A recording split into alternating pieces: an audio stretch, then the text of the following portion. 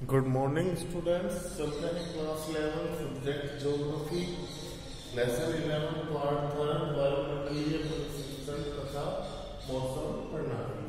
आज हम अध्ययन करेंगे पवनों के बारे में, इसका अर्थ क्या होता है और इसकी परिभाषा क्या है। इससे पहले हम वायुदाब के बारे में अध्ययन कर रहे थे कि किन क्षेत्रों पर वायुदाब अधिक पड़ता है और अधिक वायुदाब बढ़ने के कारण पवनें किस तरीके से चेंज होती हैं और बदलती रहती है और मौसम में किस तरीके से बदलाव लाती है। तो अब हम अध्ययन करेंगे कि पवनें किसे कहते हैं, पवनों का अर्थ क्या होता है, पवन की परिभाषा क्या होती है।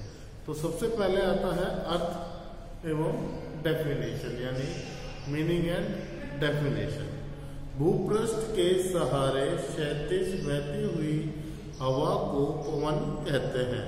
भूपृष्ठ यानी जो हमारा धरातल होता है उसके सहारे क्षैतिज यानी तिरछी बहती हुई हवा को पवन कहते हैं। पवनें पृथ्वी पर वायुदाब में क्षैतिज अंतर के कारण चलती हैं। यानी क्षैतिज अंतर के कारण क्या मतलब हुआ कि जो भी वायुदाब के अंदर अंतर पाया जाता है उन वायुदाब में अंतर के कारण पवनें भी अपनी दिशा बदल लेती हैं। और ये किन कारणों से, यानी ये वायुदाब के कारण चलती है। फ्रेंच व टिवार्था के अनुसार पवनें वायुदाब की विषमता को दूर करने में प्रकृति के प्रयासों को दर्शाती है। जो पवनें होती हैं वो वायुदाब की विषमता को दूर करने में प्रकृति के प्रयासों को दर्शाती हैं। पवनों के नाम उस दिशा के अनुसार रखे जाते हैं जिनसे वे बहकर आती हैं। लगभग ऊर्ध्वाधर दिशा में गतिमान वायु को वायुधारा, पवनें अथवा वायुधाराएं दोनों मिलकर वायुमंडल में एक संचार तंत्र स्थापित करती हैं। कहने का भाव यह है कि जो उच्च वायुदाब होता है वो निम्न की ओर आकर्षित होता है और जिसके कारण जो ऊर्ध्वाधर पवनें होती हैं जो नीचे से ऊपर की ओर चलती हैं वो उन पवनों को क्षैतिज कर देता है, जिसके कारण वायुदाब में परिवर्तन होता है और वायुदाब के कारण ये पवनें भी अपनी दिशा बदल लेती हैं। अब आता है पवनों की दिशा व वेग को प्रभावित करने वाले बल। पवनें यूं ही मन मुताबिक नहीं चल पड़ती, अनेक शक्तियां मिलकर इनकी दिशा का निर्धारण करती हैं। यदि पृथ्वी स्थिर होती और इसके धरातल पर उच्चावच न होता, यानी कि पर्वत, पठार और मैदान न होते, तो पवन उच्च वायुदाब क्षेत्र से सीधे निम्न दाब वाले क्षेत्र की ओर समदाब रेखाओं पर 90 डिग्री का कोण बनाती हुई चलती। कहने का भाव यह है कि यदि हमारे धरातल पर उच्चावच यानी कहीं पर पर्वत, पठार, कहीं पर मैदान अगर नहीं होते तो ये पवनें उच्च वायुदाब क्षेत्र से सीधे निम्न वायुदाब वाले क्षेत्र की ओर समदाब रेखाओं पर 90 डिग्री का कोण बनाती हुई चलती। पवनों की दिशा और गति संयुक्त रूप से कई कारकों द्वारा तय होती है। यानी ये कई कारक ऐसे होते हैं जिनके कारण इन पवनों की दिशा निर्धारित की जाती है। सबसे पहले आता है दाब प्रवणता बल, यानी प्रेशराइज जो होता है वो किस तरीके से, यानी उच्च वायुदाब निम्न वायुदाब पर किस तरीके से प्रेशराइज करके उनको हल्का कर देता है और ऊर्ध्वाधर पवनें उसको ऊपर उठा देती है। हमारी पृथ्वी पर भी ग्रेविटी यानी गुरुत्वाकर्षण बल के कारण वो वहीं पर बनी हुई रहती हैं। यही कारण है कि दाब प्रवणता बल पवनों की दिशा बदलने में एक अहम भूमिका निभाता है। किन्हीं दो समदाब रेखाओं के दो बिंदुओं के बीच वायुदाब के अंतर को दाब प्रवणता कहते हैं। दाब प्रवणता को बैरोमेट्रिक ढाल भी कहते हैं। हवाएं अधिक दाब प्रवणता से निम्न दाब प्रवणता की ओर चलती हैं। वायुदाब प्रवणता जितनी अधिक होगी पवन का वेग उतना ही अधिक होगा। दाब प्रवणता कम होने पर पवन वेग कम हो जाता है। दाब प्रवणता से पवन को चलने के लिए बल मिलता है और इसे दाब प्रवणता बल कहा जाता है। इसके बाद आता है आपका घर्षण बल। घर्षण बल धरातलीय विषमताएं पवनों के मार्ग में घर्षण और अवरोध पैदा करती है। इससे पवनों की गति और दिशा में परिवर्तन आ जाता है। कभी पवन रुकी रुकी सी लगती है तो कभी इसमें झोंकों का अनुभव होता है। घर्षण इस प्रकार पवन की दिशा को बदल देते हैं। उदाहरणतः महासागरों पर अवरोधों की अनुपस्थिति के कारण घर्षण कम होता है। इसके बाद आता है कोरियालिस बल। पृथ्वी का अपने अक्ष पर घूमना भी पवनों की दिशा को प्रभावित करता है। पवनों के इसी विक्षेपण को कोरियालिस बल कहा जाता है। इस बल अथवा प्रभाव से पवनें उत्तरी गोलार्ध में आने वाली अपने दाईं ओर और दक्षिणी गोलार्ध में अपने बाईं ओर मुड़ जाती हैं।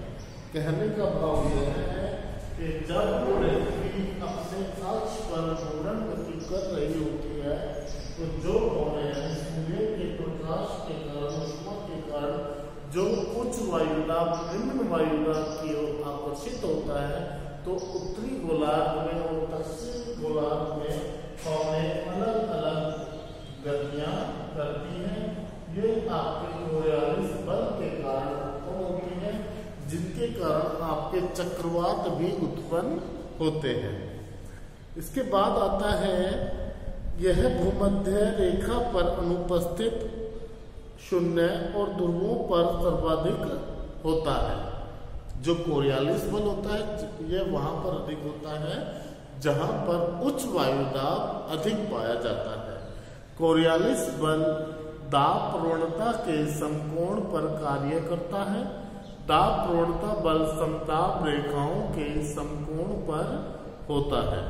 इसके बाद आता है वायुदाब और पवनें के वायुदाब और पवनें किस तरीके से पवनों की दिशा को बदलता है। अभी तक हमने 3 कारणों का अध्ययन किया है, जिसमें आपका दाब प्रवणता बल, घर्षण बल और कोरियालिस बल है। अब आता है आपका चौथा बल वायुदाब और पवनें, यानी पवनों को उत्पन्न करने वाले बल ही पवनों का वेग और दिशा तय करते हैं।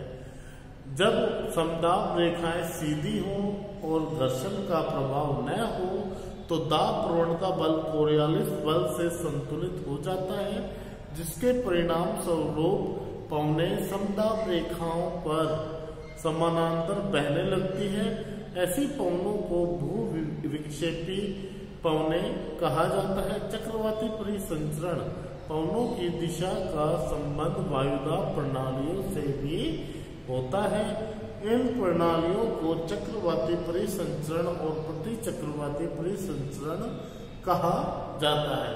जैसे कि मैंने आपको अभी बताया कि जो हमारा दाब प्रवणता, घर्षण बल, कोरियालिस बल और वायुदाब और पवनें होते हैं, ये सभी पवनें एक दूसरे के साथ जब कोरियालिस बल हो रहा होता है तो ये चक्रवात उत्पन्न करती है। इस चक्रवात में एक तो जो हमारी घड़ी की सुई घूमती है उस वेग में होता है और एक उसके विपरीत वेग में होता है। यानी कहने का भाव यह है कि उत्तरी गोलार्ध में जैसे हमारी घड़ी घूमती है उस वेग में, यानी उस रोटेशन में पवनें चलती है, जबकि दक्षिणी गोलार्ध में इसके विपरीत चलती है, घड़ी के विपरीत चलती है। तो इस दिशा में चक्रवात उत्पन्न होते हैं। इसके बाद आता है पवनों के प्रकार। पवनें मुख्यतः अग्रलित 3 प्रकार की होती है। सबसे पहले आपका स्थायी पवनें, दूसरे नंबर पे है आपकी आवर्ती पवनें और तीसरे नंबर पे है स्थानीय पवनें। स्थायी पवनें वे पवनें होती हैं जो एक पर्टिकुलर एक क्षेत्र में पूरे साल भर चलती हैं, उसे हम स्थायी पवनें कहते हैं। कहने का भाव यह है कि ये वे पवनें होती हैं जो वायुदाब के अक्षांशीय अंतर के कारण एक विस्तृत क्षेत्र पर साल भर एक ही दिशा में बहती है। इसी कारण इन्हें प्रचलित पवनें भी कहा जाता है। इसके बाद आता है आपकी आवर्ती पवनें। ये वे पवनें होती हैं जो क्षण भर के अंतराल में बदलती रहती हैं। समय के एक निश्चित अंतराल के बाद जिन पवनों की प्रवाह दिशा उलट जाती है उन्हें आवर्ती पवनें कहा जाता है। इसके बाद है आपकी स्थानीय पवनें। स्थानीय स्तर पर तापमान और वायुदाब में अंतर के फलस्वरूप उत्पन्न होने वाली पवनों को स्थानीय पवनें कहा जाता है। इन्हीं पवनों के प्रकार के बारे में हम नेक्स्ट वीडियो में विस्तार से अध्ययन करेंगे। आज के लिए इतना ही। अगर इसमें से कोई टॉपिक आपको समझ में नहीं आया हो तो आप दोबारा मेरे पास कॉल करके या मेरे को कमेंट्स में भेजकर आप मुझसे पूछ सकते हैं।